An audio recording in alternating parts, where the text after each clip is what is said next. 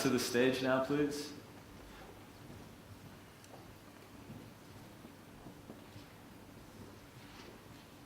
Thanks.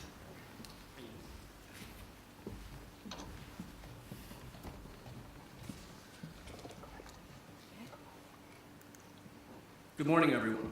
My name is Lyazidi, and I'm representing Team IBM, an agency partnership between Ogilvy and Mather and GroupM.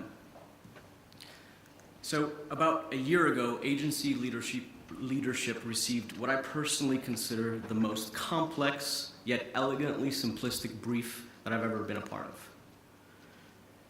How do we do better every day? As you can imagine, this can be interpreted in many different ways, and it was.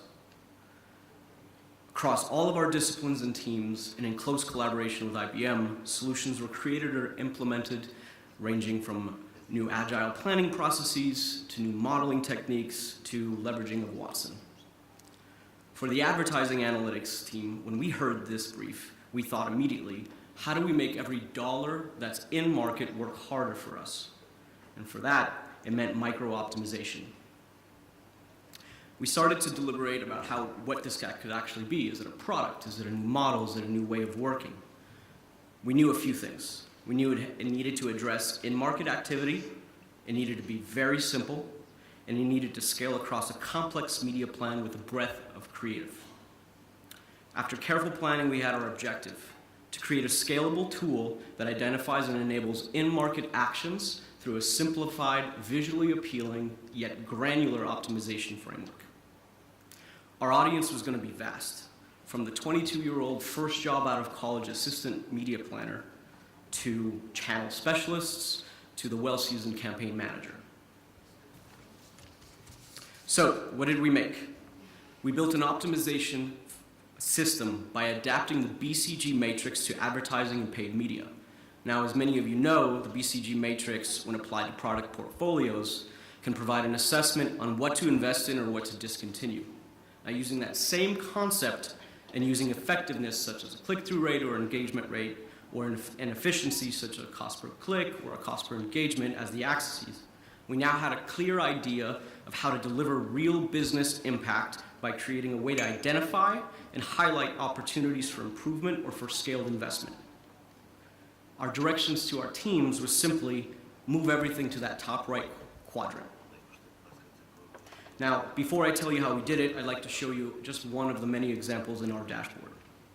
This is the end result where a user sees the performance of several creative across a mix of social media partners. Each bubble is a combination of the channel, the creative, and the vendor. And in this case, we can see that the agriculture creative on Twitter is the bottom performer, while the same creative is doing really well in LinkedIn. A user can choose different types of effectiveness and efficiency variables by toggling on the drop-down menu, as well as apply additional data filters such as time, different channels, minimum number of investment, minimum number of impressions, etc. From this, visual planners and campaign managers can easily visualize what's working and what's not, and most importantly, what to do about it. Here, the social planner would shift the investment from the agriculture creative out of Twitter and into LinkedIn. The same framework was scaled to look at combinations of media, creative, and URL data for the entire user journey. So from vendors and ad formats, device types, and size of banners and videos, to granular placement performance by audience, buy strategy, data type, and to individual keywords on search. Additional visualizations were created for specific creative performance and landing page experiences. We would now be able to assess how the creative and media combinations are impacting landing pages and optimize accordingly. Finally, we looked at how all of this media and creative was impacting the lower funnel conversions by applying the same framework to our multi-touch attribution data. So how did we do it? Well, we certainly didn't do it alone. It took a lot of people, it took a village. We needed to revamp the entire ad taxonomy to account for that extra granularity that we were now passing through the URLs. After that, we had to redo the entire trafficking process to create additional delivery groups that were running these specific types of ads. We implemented protocols to ensure appropriate data flow and built scripts to automate the manipulation and transformation of multiple data sets, ranging from ad serving to social to programmatic to site-side data and finally to multi-touch data. The results were impactful.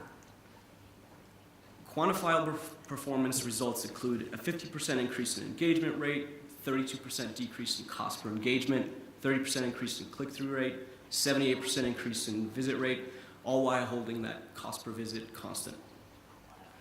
In addition, the impact of this system was systemic, creating a cultural change around data.